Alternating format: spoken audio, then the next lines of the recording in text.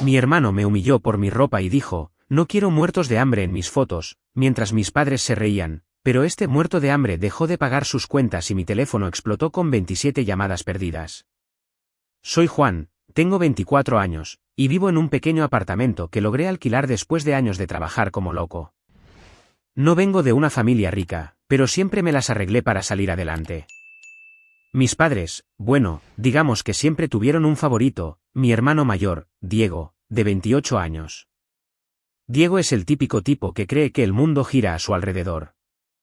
Tiene un trabajo en una empresa de importaciones, pero vive como si fuera millonario, todo gracias a las redes sociales, donde se la pasa subiendo fotos de ropa cara, viajes que no puede pagar y fiestas a las que lo invitan solo porque sabe hablar bonito. Mis padres siempre lo han tratado como si fuera un dios, mientras que yo, bueno, yo soy el práctico, el que no da problemas, el que siempre está ahí para ayudar, pero nunca recibe un gracias. El día que todo explotó fue en el cumpleaños número 60 de mi papá. Diego decidió que, como siempre, él iba a organizar la fiesta, porque, según él, nadie más en esta familia tiene buen gusto. La fiesta iba a ser en un salón elegante que alquiló, o mejor dicho, que convenció a mis padres de pagar. Yo no quería ir, la verdad. Estaba agotado después de una semana de trabajo en la tienda de electrónicos donde soy técnico, pero mi mamá me llamó 3 veces para decirme que no podía faltar y que era importante para la familia. Así que cedí. Error número 1. Me puse lo mejor que tenía, una camisa azul que compré en oferta, unos jeans decentes y unos zapatos que, aunque no eran nuevos, estaban limpios. No soy de los que gasta en ropa de marca, porque, ¿saben qué? Prefiero pagar mi renta y comer todos los días. Cuando llegué al salón, todo estaba decorado como si fuera una boda de ricos, luces colgantes, mesas con manteles blancos, camareros sirviendo copas de vino. Me sentí fuera de lugar desde el momento en que puse un pie ahí, pero traté de ignorarlo. Saludé a mis tíos, primos y a algunos amigos de mis padres, y me senté en una mesa en la esquina, esperando que la noche pasara rápido. Entonces llegó Diego. Entró como si fuera una estrella de cine, con un traje que probablemente costaba más que mi sueldo de un mes, gafas de sol, sí, de noche, y una sonrisa que gritaba mírenme. Mis padres corrieron a abrazarlo, y mi mamá no paraba de decir, ¡ay, mi niño, qué guapo estás! Yo solo rodé los ojos y seguí comiendo un canapé. Pero entonces Diego me vio, y ahí empezó el show. Se acercó a mi mesa con esa sonrisa de tiburón que usa cuando quiere hacerte sentir pequeño. Juan, ¿qué es eso que traes puesto? ¿Fuiste a revolver el basurero antes de venir? Algunos de los primos que estaban cerca se rieron, pero yo traté de tomarlo con calma. Es lo que tengo, Diego. No todos gastamos nuestro sueldo en trapos. Error número 2, responderle. Diego puso cara de ofendido, como si yo hubiera insultado a su religión. ¿Trapos? Hermano, esto es estilo. Algo que tú no entenderías. Luego, cuando llegó el momento de tomarse la foto familiar por el cumpleaños de mi papá, Diego levantó la voz para que todos lo oyeran, «Ey, tú quédate en tu asiento.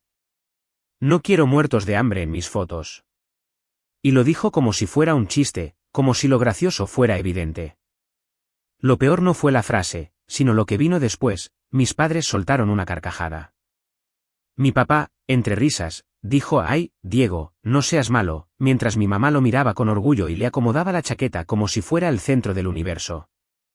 Yo me quedé ahí, congelado, con todos los ojos encima. Diego no se detuvo ahí. Aprovechó la atención y siguió humillándome, haciendo comentarios sobre mi ropa, sobre cómo seguro había llegado caminando porque ni carro debes tener, y otras perlas por el estilo. Nadie lo calló. Nadie lo frenó. Toda la reunión, que supuestamente era para celebrar a mi papá, se convirtió en una especie de espectáculo en el que el payaso era yo, sin haberlo pedido.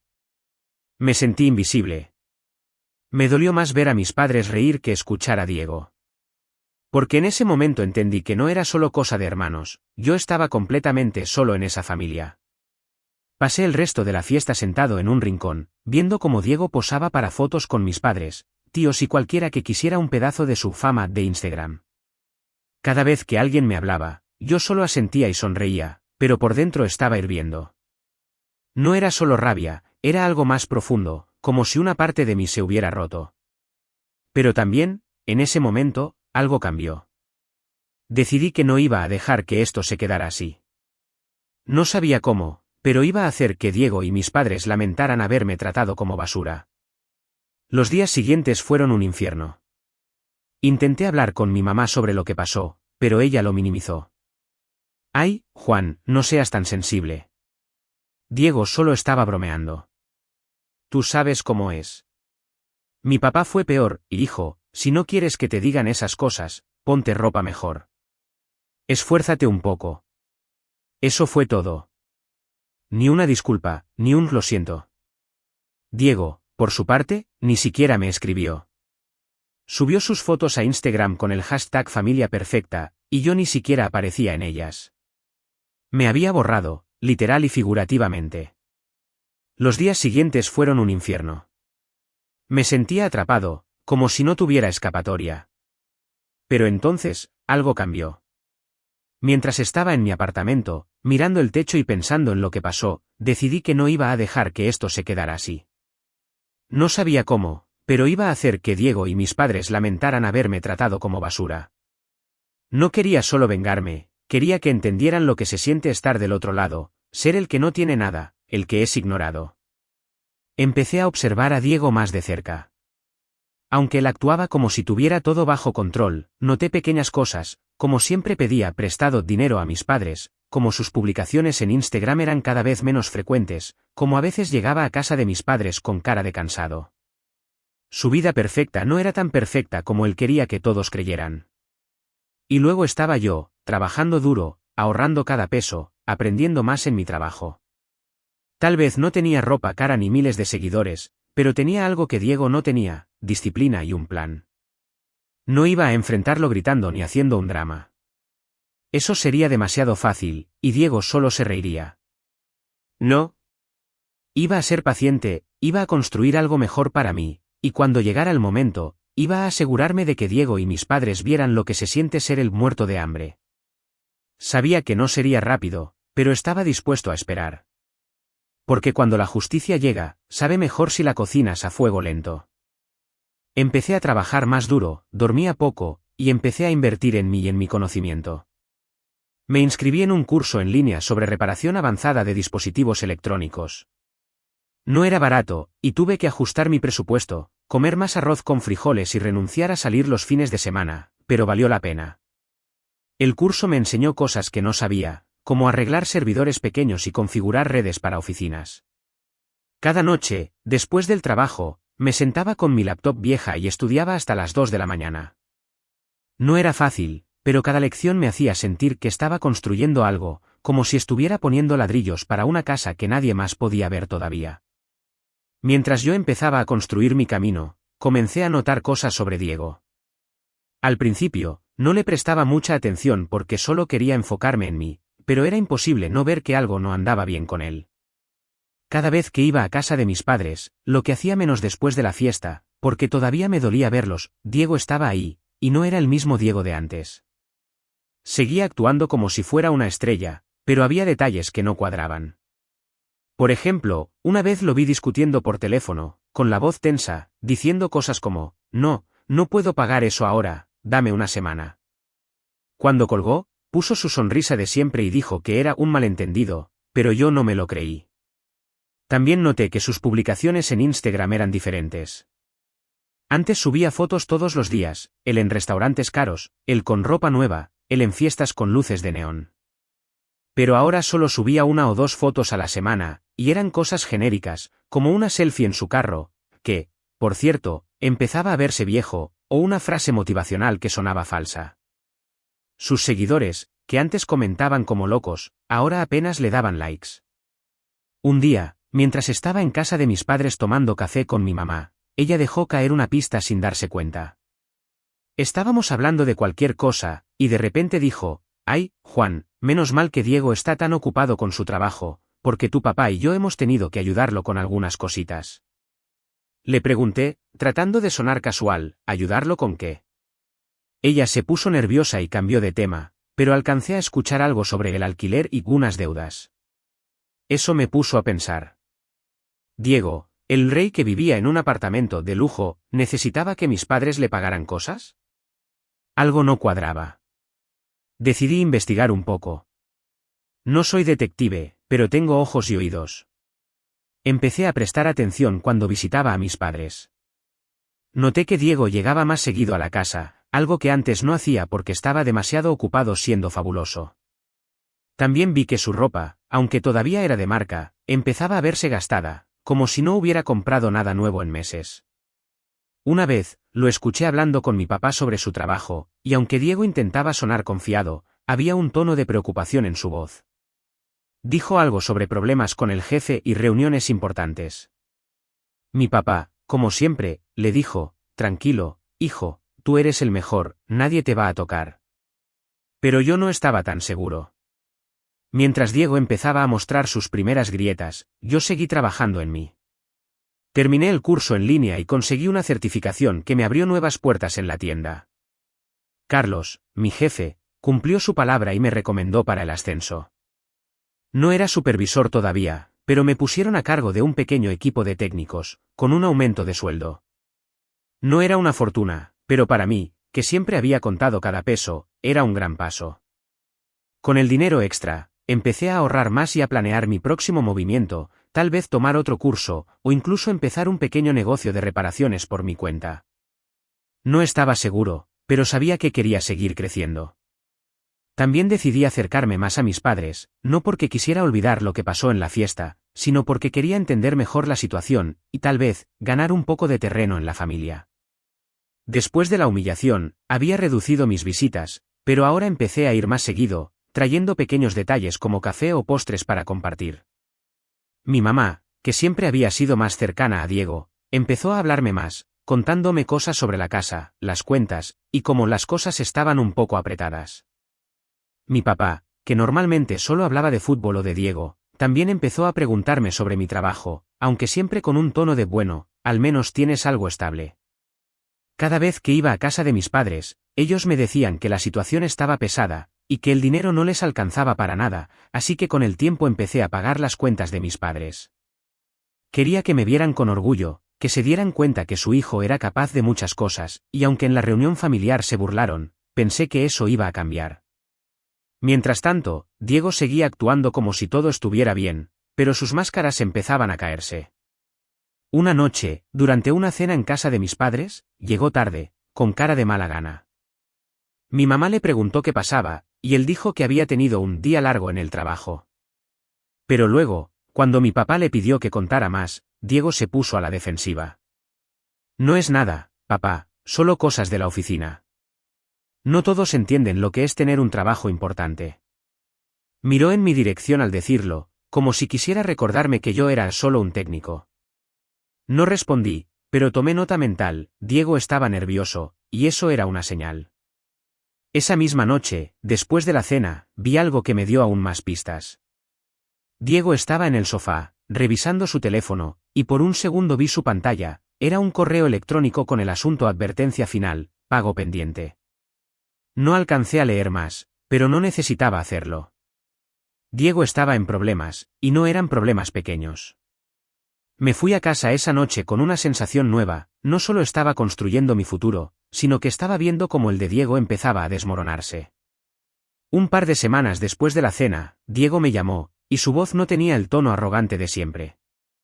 Sonaba, desesperado. Juan, hermano, necesito un favor. Estoy un poco corto de plata y tengo que pagar unas cosas, ¿me puedes prestar unos $5.000? Te los devuelvo la próxima semana, te lo juro. Hizo una pausa, esperando que yo saltara a ayudarlo como siempre. Pero esta vez, algo era diferente. Recordé el mensaje en su celular. Sabía que no era solo unas cosas. Su apartamento estaba en juego, y él estaba tratando de tapar el sol con un dedo. Me quedé en silencio un momento, dejando que el aire se pusiera pesado. Luego, con la voz más tranquila que pude, dije, vaya, Diego, tú pidiéndome dinero, ¿qué pasó con tu vida de lujo? Pensé que los muertos de hambre, como yo no servíamos para nada. Podía escuchar su respiración agitada al otro lado de la línea. No seas así, Juan, esto es serio. Solo es un momento, te lo voy a devolver. Pero yo no estaba jugando. No, Diego. Si estás tan desesperado, pide ayuda a tus seguidores de Instagram. O mejor, vende ese traje caro que usaste para humillarme. Yo no tengo nada para ti. Y colgué. No voy a mentir, colgarle a Diego se sintió como quitarme un peso de encima. Por primera vez, no fui el hermano responsable que corre a solucionar los problemas de todos. Fui el Juan que dijo basta. Y lo mejor, sabía que no iba a devolverme nada, porque su mundo se estaba derrumbando. Ese mensaje de embargo no mentía. Diego estaba en un hoyo, y yo no iba a tirarle una cuerda. Un mes después, mis sospechas se confirmaron. Diego perdió su apartamento. No sé los detalles exactos, él nunca lo admitiría, pero mi mamá me contó, con voz de preocupación, que Diego está pasando por un mal momento y que había tenido que mudarse de vuelta a casa de mis padres. El rey de Instagram, el tipo que vivía para presumir, ahora estaba de regreso en su vieja habitación, con sus pósters de fútbol y su cama individual. No pude evitar sonreír cuando lo supe. La vida empezaba a cobrarle sus deudas, y yo apenas estaba calentando motores. Pensé que, con Diego viviendo en casa y en un mal momento, tal vez cambiaría. Tal vez se disculparía por lo de la fiesta, o al menos dejaría de actuar como si fuera mejor que yo. Pero estaba equivocado, Diego no cambia. ¿Y mis padres? Bueno, ellos tampoco. Un domingo, fui a almorzar a casa de mis padres. Había traído un pastel de postre, algo que hacía de vez en cuando para mantener las cosas tranquilas. Me senté en la mesa, todavía con mi ropa sencilla, una camisa de oferta y jeans, esperando una comida normal. Pero Diego tenía otros planes. Desde el momento en que entré, empezó con sus comentarios. Vaya, Juan, todavía con esas ropitas, ¿no te cansas de verte como empleado de gasolinera? Soltó una risita, y mis padres, sentados a la mesa, se rieron también. Mi mamá intentó suavizarlo, ay, Diego, qué malvado, pero lo dijo con una sonrisa, como si fuera un juego. Mi papá añadió, Juan, deberías aprender de tu hermano, él siempre se ve elegante, incluso ahora que está, bueno, ajustado. Me quedé mirando mi plato, sintiendo esa misma punzada que sentí en la fiesta. Ahí estaba Diego, viviendo en la casa de mis padres como un parásito, sin un peso a su nombre, y todavía tenía el descaro de burlarse de mí. Y mis padres, que sabían que yo estaba pagando sus cuentas, le seguían el juego, como si yo fuera el chiste de la familia. No dije nada en ese momento. Me tragué la rabia, comí mi comida y me fui a casa. Pero esa noche, mientras estaba en mi apartamento, tomé una decisión: si no me valoraban cuando los ayudaba, no iban a tener mi ayuda para siempre. Dejé de pagar las cuentas de la casa. No fue algo impulsivo, lo planeé con cuidado. Primero, olvidé pagar la luz. Luego, el agua. Mis padres me llamaron, confundidos. Juan, ¿qué pasa? Nos cortaron la luz ayer, ¿no pagaste? Yo respondí con calma, lo siento, mamá, he estado ocupado. Además, Diego está ahí, ¿no? Que él ayude. Sabía que Diego no tenía dinero, y mis padres tampoco. Cada vez que me llamaban, yo ponía excusas: no tengo de sobra ahora, estoy ajustado, pídanle a Diego, él es el exitoso. Era una mentira, claro. Mi sueldo era suficiente para cubrir mis gastos y los de ellos, pero quería que sintieran lo que es no tener nada. Las cosas se pusieron feas rápido. Sin luz, la casa se volvió un caos. Luego cortaron el agua, y mis padres empezaron a entrar en pánico. Diego, que seguía actuando como si todo estuviera bajo control, no podía hacer nada. Un día, mi mamá me llamó llorando: Juan, por favor, no sé qué hacer. No tenemos agua, la casa está un desastre. Ayúdanos, hijo. Escucharla así me dolió, no voy a mentir. Pero luego recordé su risa en la fiesta, su silencio cuando Diego me humilló, y su sonrisa en el almuerzo mientras él se burlaba. Lo siento, mamá, dije. Si Diego es tan perfecto, que él resuelva. Yo soy solo el muerto de hambre, ¿no? Y colgué. No pasó mucho tiempo antes de que el dueño de la casa, harto de no recibir el alquiler, los desalojara. Mis padres y Diego, con sus pocas pertenencias, terminaron en una habitación barata en un barrio lejos del centro. Mi teléfono empezó a explotar con mensajes y llamadas. Juan, Por favor, ayúdanos, decía mi mamá, con la voz rota. No nos abandones, hijo.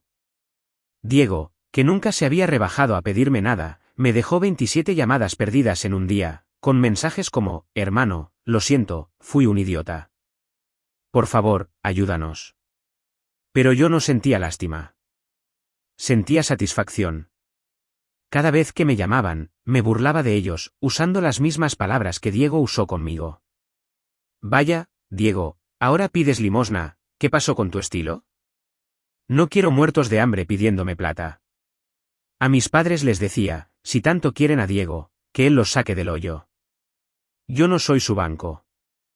Era cruel, lo sé, pero después de años de ser el último en la lista, se sentía justo. Ahora, mientras escribo esto, Diego maneja un taxi para pagar la habitación y mantener a mis padres. La familia que una vez se rió de mí, que me llamó un muerto de hambre, está viviendo en un cuartucho, dependiendo de un trabajo que Diego odia. Y yo estoy en mi apartamento, con mi sueldo estable, sabiendo que la vida les dio la lección que yo nunca pude darles con palabras. Suscríbete para más historias diarias.